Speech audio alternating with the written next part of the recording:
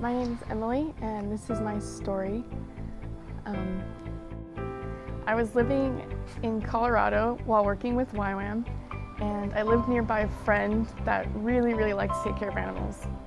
This was their first time living by themselves and living away from their family, so they were really itching to get a fish or something that they could take care of. So I decided that I was going to go to the store and buy them a fish. I actually ended up buying them a black goldfish that we named Bruce. I had a DTS start, or discipleship training school.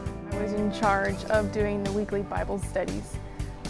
So that they would come over to my apartment once a week and we would have dinner and do a Bible study together and just talk about how their week was. And this week I was really excited to tell all the students about my friend's new fish and how I was taking care of it while they were away. So I walked back to my bedroom, and as I was walking towards the tank, I realized that Bruce was not black anymore, but he had actually turned completely white and was dead. And while I was looking at the fish, I started to freak out. Also tell the entire DTS that the fish had died. But while I was looking at the fish, I heard God say to me that I should pray for the fish. So after I heard God say that I needed to pray for the fish, I decided to take the fish from my room back to the DTS students where they were eating. So as I walked over, I explained that the fish was dead and that I felt like God was asking us to pray for it. And as I looked at the DTS students, I saw one of them, and they seemed, okay, I'll do that, I'll pray for the fish, and right away was ready to start praying. And the other DTS student that was sitting with us, they didn't seem super convinced. They really seemed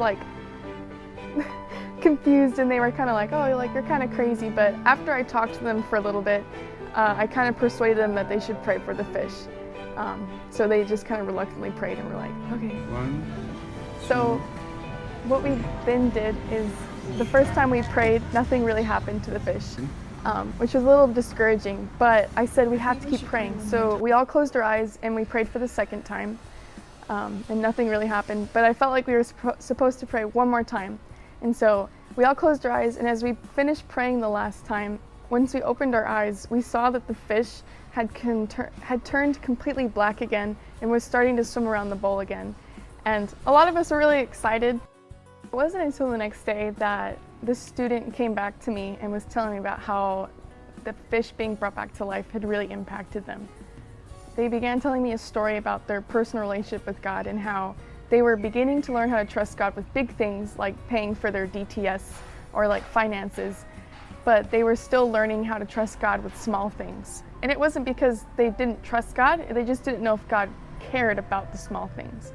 But when they were praying and thinking about how God brought the fish back to life, they realized that God cares about small things like little fish coming back to life, and that they can also give God those things that might not mean a lot to other people, but they mean a lot to God. And that was really cool to hear. I really like telling this story because it reminds me, and it also reminds other people, about how we can trust God with anything, whether it's something small like a goldfish or something big like our finances or something we're stressing out about, because He cares about us so much that He'll do anything to reach us.